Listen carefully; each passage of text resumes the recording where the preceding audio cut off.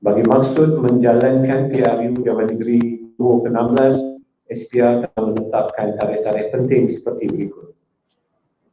Tarikh keluar writ pada 12 Jun 2026, Hari Penamaran Calon 27 Jun 2026, Hari Undi Awal 7 Julai 2026 dan Hari Mengundi pada 11 Julai 2026.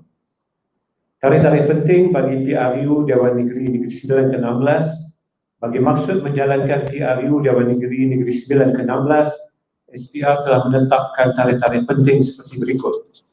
Tarikh keluar writ 12 Jun 2026, Hari Penamaran Calon pada 18 Julai 2026, Hari Undi Awal pada 28 Julai 2026 dan Hari Mengundi pada 1 Ogos 2026.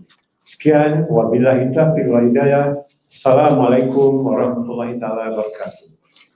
Terima kasih ucapkan